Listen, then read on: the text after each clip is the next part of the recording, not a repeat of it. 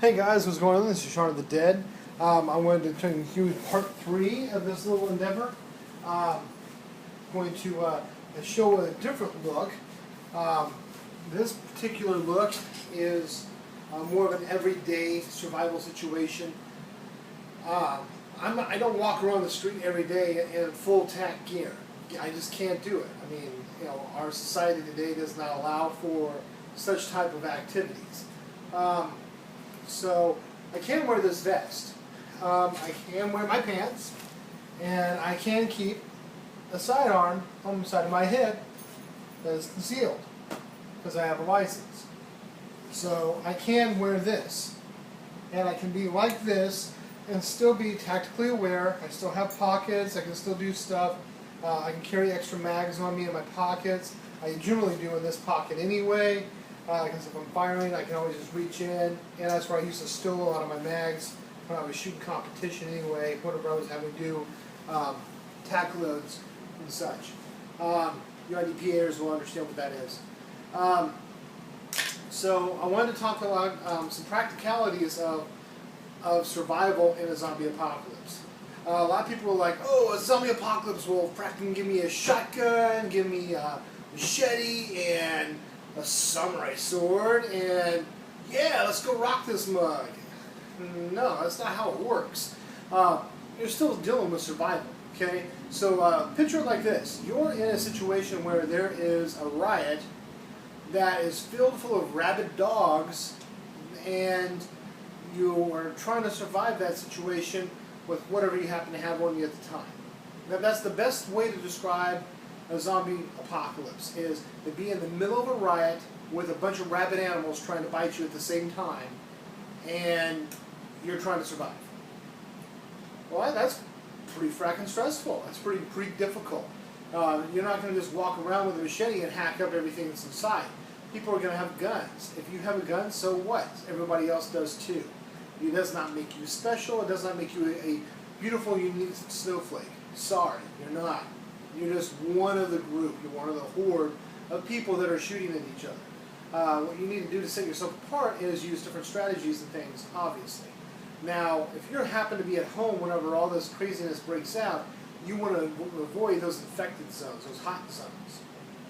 And say this, give it a little bit of time, and you decide to actually stick your head out of your hidey hole and peek around and go, oh, hey, I think it's time for me to go ahead and get on out of here and see what's in the real world. Well, this little segment here is on stuff that I carry in my bug out bag that might assist you in a zombie apocalypse and any other survival situation you might get into. Of course, as you can see, I have a couple of knives, I have a mess kit, and I have something secretive here in this Ziploc bag because you can't quite see what it is. If you can, kudos, because I can barely tell what it is, and I know what it is. And I have some other things set over here to the side. So without further ado, let's get to some of this stuff here. Let's get to the bag, all right? Let's see secretive in this bag. It's just a Ziploc bag, inside of which happens to be a notebook and a pen. You say, why is that special? Well, I'll tell you why this one is special. Some of you probably, if you can see it, already know. This is an all-weather notebook and a pressurized pen. I can actually use this pen to write underwater, and this is waterproof paper, so I can literally, if I needed to, write a letter underwater with these two utensils here. I picked this up at an Army Navy store, and it was, I don't know, I think it cost me like 20 bucks for the set or something like that. Not horrible. On the inside of the paper here, it does have like a ruler on one side. It has meters on the other and conversion kits and such.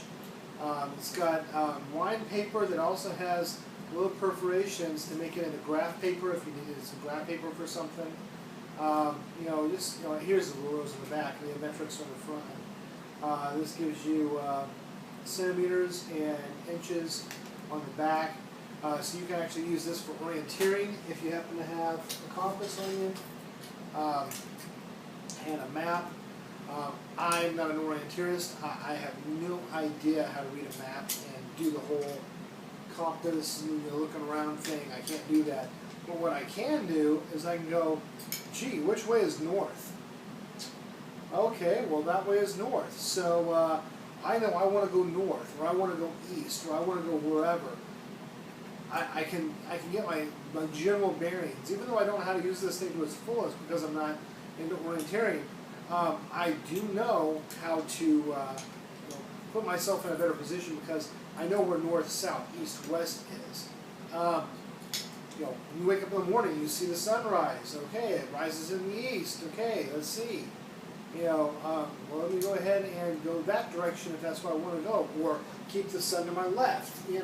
But once you start to hit noon, then you're kind of lost for a little while. Then you have to wait for the sun to start to set to know where you're at again. If you have a compass, it's kind of nice because you can just go, oh, north is, it's going to stop moving here a second, is that way. So at least we know it works because I know that isn't actually north. So that's good. Now I know where that's at. And if you're experienced with orienteering and all that, this will benefit you more than it does me. This is for me to take notes for whatever I need. If I happen to be part of a community and I'm going on an acquisition run and they need some special kind of medication for somebody that's sick or something, they can write it down exactly as it needs to be. And even if the piece of paper gets wet in my pocket because of sweat, blood, whatever, as long as it doesn't smear extra other colors over it to make it where I can't read it, if it's just wet, the paper will hold up to that, and I can still go into the store and acquire the things that they need. You can leave notes for people in dead drop zones. Hey, I'm over here at blah, blah, blah, blah, blah. You can come meet me over here. I'm safe. It's a good place. Bam. You leave it there, even if it gets wet, not a problem. So that's the good thing about having, it's always good to have paper and pencil anyway, and a pressurized pen that will write underwater, and all-weather paper that can handle the rain and such. That's always kind of nice to be able to keep notes. That brings us to some of the other nifty little goodies here. These are obviously chem whites, little break and shakes. You crack them, you shake them, and there you got light. Little chemical reaction. I got 5 of them here. Ranger band together. I stick these in my bug out bag so that way if I need one I can pull them out. Thing about the chem lights is, for one, they don't put off too much light, so you can kind of use them to look around and do stuff. You can even read a book to them if you want to, without actually putting off a bunch of light in the house. People don't see things move around. Marauders might not see as much light that way. You're not going to draw zombie attention because they see a bunch of lights shaking around because you got a big old flashlight beaming around. So that's kind of nice. Also, you can use these for distractions. If there is no other light around, you can swing it around on a stick and swing it out there and flick it. And you might be able to draw zombies off in another direction because they do see it. You can crack these open and just drizzle stuff down around, and there'll be illumination for a little while on the ground where this is, so you can leave a trail for people to find you. Just little things like that. So chem lights are kind of always a nice little thing to have on hand. These are just some little cheap, crappy ones I picked up from a Halloween thing. It was fill up a bag for $5, so I just grabbed every chem light pretty much that they had.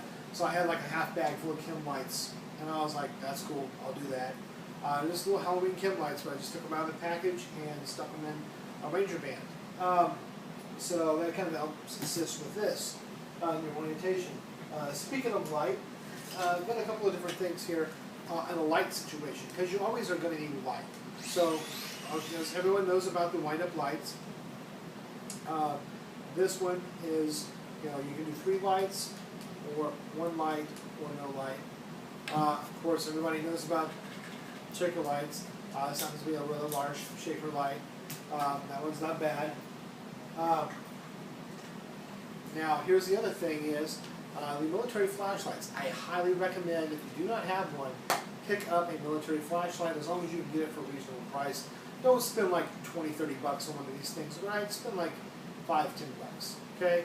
They take a couple of C batteries, and they have removable lenses. Of course, you keep the red lens because it helps keep your night vision.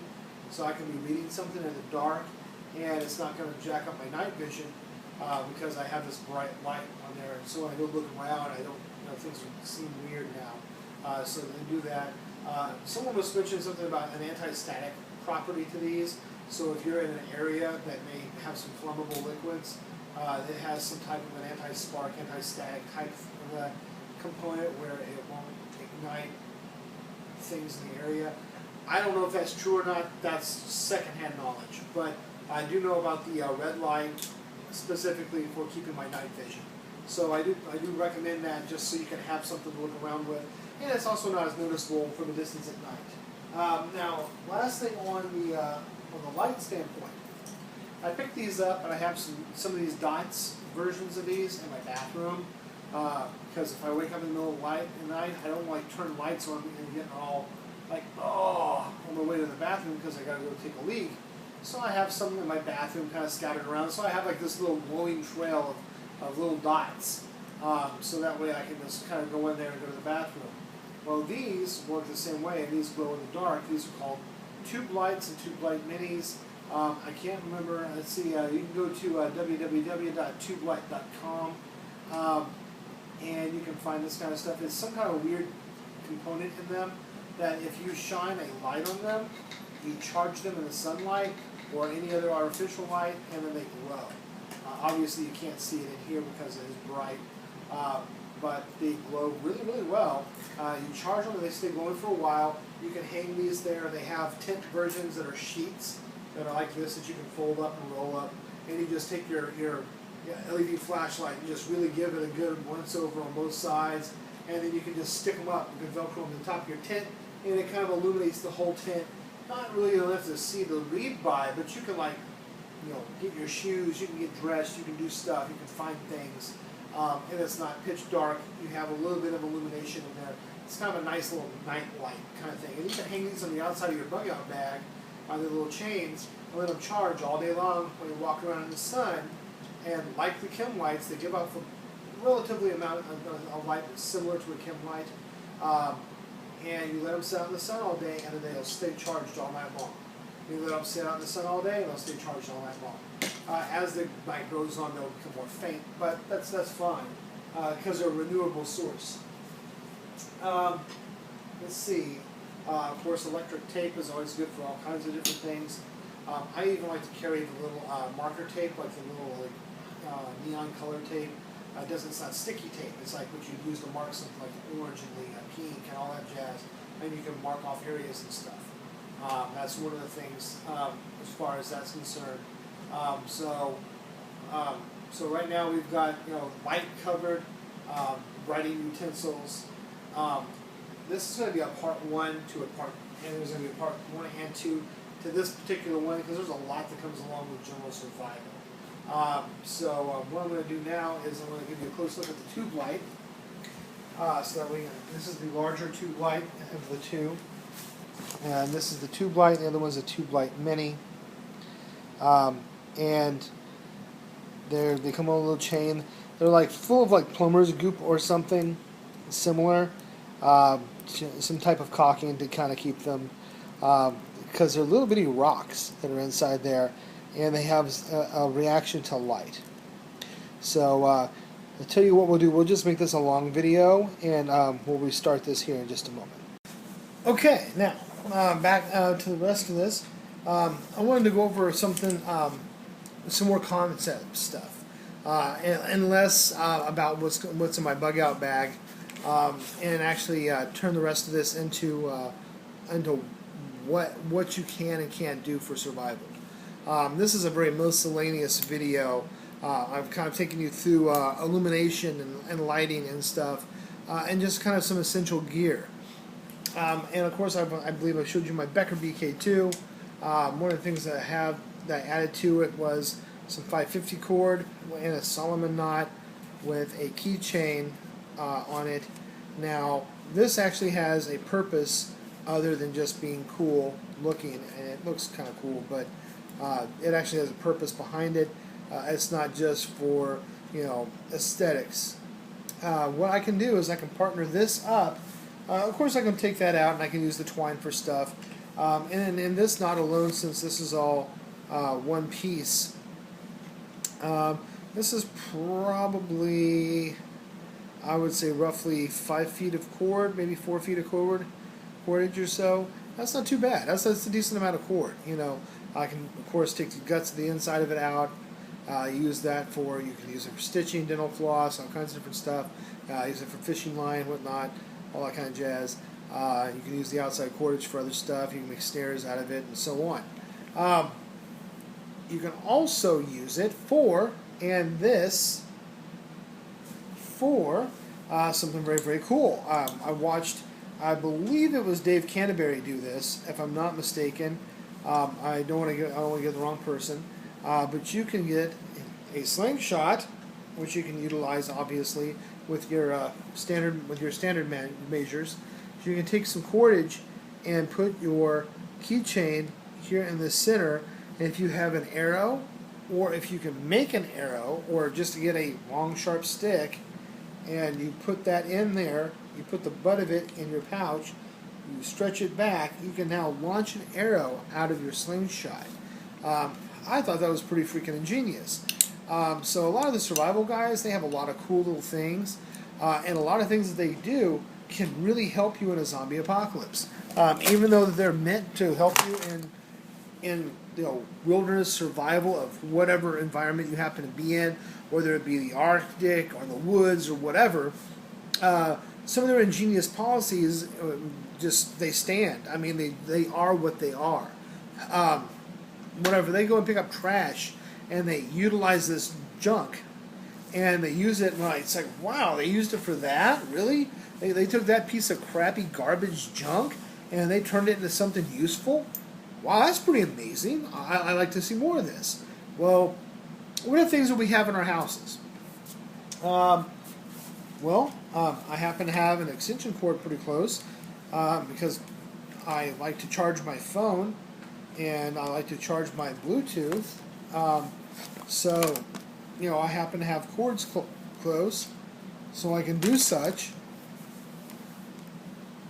I have internet, so I have Ethernet cables, so that's kind of cool. You can utilize those as snares.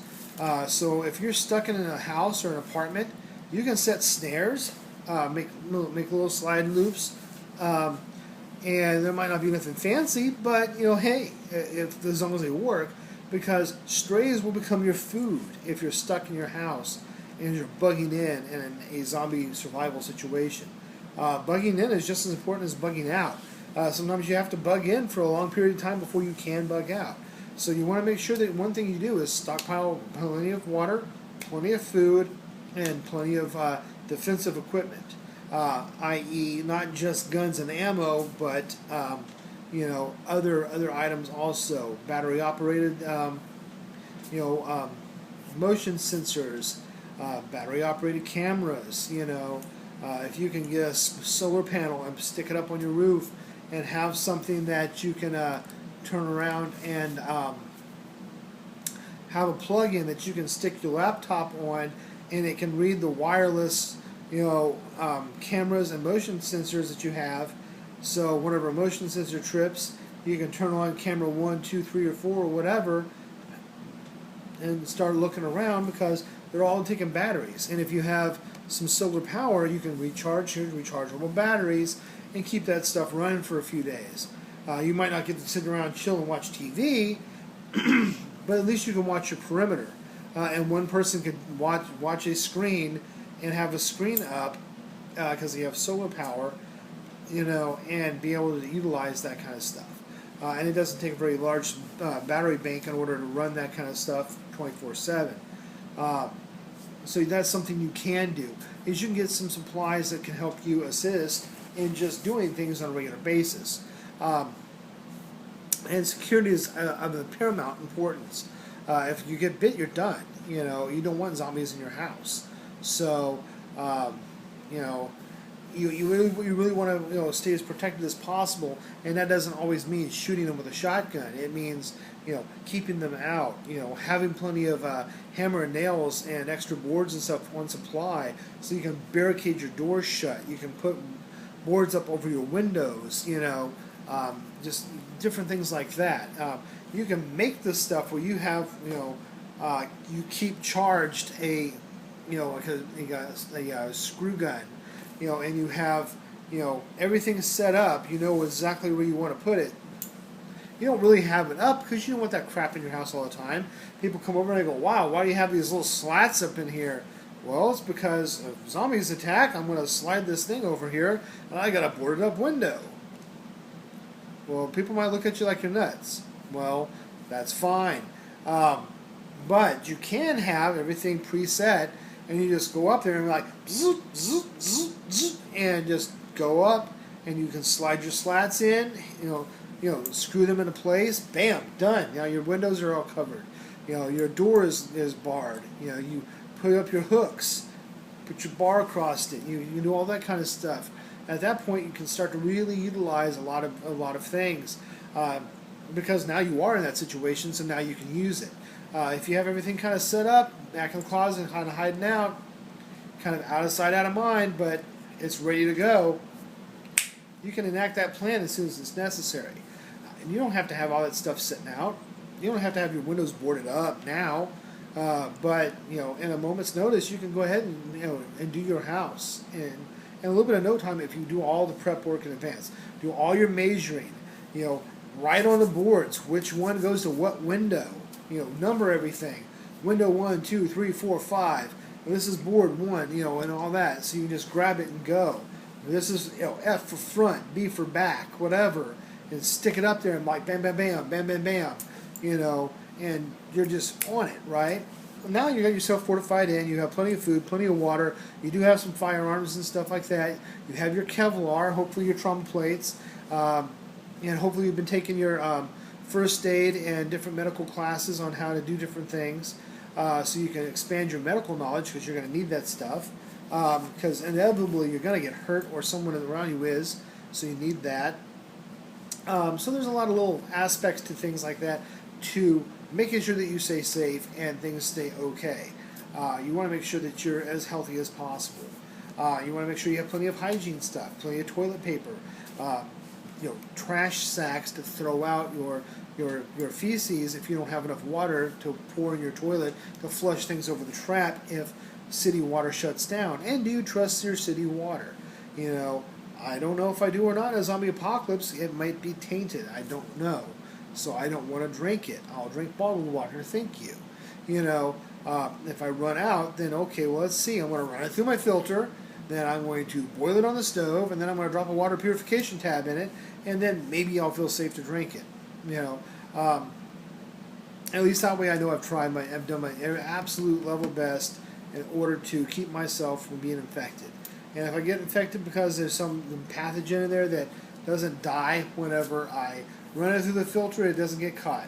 I boil it in the water and it doesn't die. I put iodine capsules in there and it doesn't kill it. Now, if I do all that stuff and it's still in there, you know what? Then I guess the zombie apocalypse is just going to have to get me in that case. That's a lot of effort to purify your water. Some of my friends will be like, dude, you're way over paranoid. But if it keeps me alive, then call it paranoia, call it, professionalism. I mean, like they say, one man's trash is another man's treasure. Well, one man's paranoia is another man's protection. So, not everybody walks in the same shoes. So what might make me paranoid in your eyes might make you look like a complete imbecile in my eyes because you're completely unaware. And if you're unaware of your situation and your surroundings and what best practices are, you can end up dead. And that's not something that you want. That's not something I even want because that's the next zombie I got a fracking cap. Thanks. You just made me waste a bullet. Thanks, jerk. So it's like you have to think about a lot of things in advance. Gear and stuff is everywhere. You're gonna get your gear on all over the place because everyone's dead. Once you get to a point where you can actually leave your house, finding stuff is not going to be a problem. It's going to be everywhere. They never portray that in the movies or shows or anything. There's going to be crap littered everywhere. Literally everywhere. People's going to be lined up with that stuff.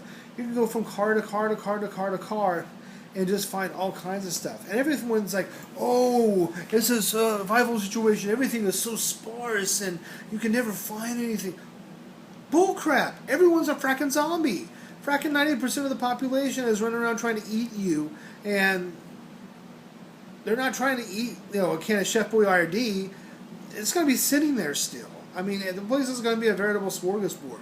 If you can learn how to circumnavigate the zombies and the marauders, the world is your freaking oyster, man. It's nothing but a buffet and shopping spree. I mean, it's going to be phenomenal, dude. It's awesome.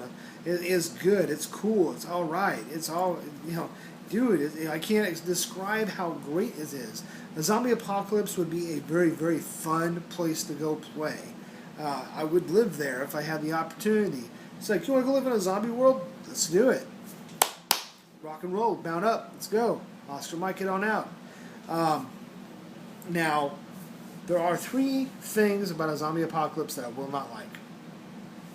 And these would be the only apprehensions I would have in a zombie apocalypse. It's not medical, whatever. As long as you have a doctor in hand, you can do a lot. They did a lot of stuff before we had modern conveniences. So I'm not concerned with healthcare. I'm just not.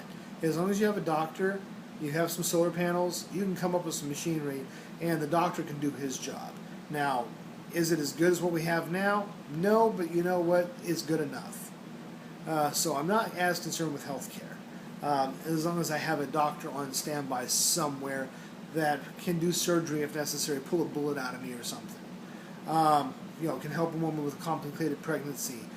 Can do minor surgeries if somebody's have appendicitis or something. If we have something like that on hand where someone can do that kind of stuff, and you have solar power to take care of it, then that's fine. Now, here's the 3 things. These are the 3 things that I will have the hardest part with in a zombie apocalypse. 1, AC. I like air conditioning. I like to be nice and cool and comfortable. I hate sweating my butt off in my living room because it's hot, because there's no air conditioning. I don't like that. So, air conditioning. I'm going to miss air conditioning. I don't care about power in general. I'm talking about air conditioning.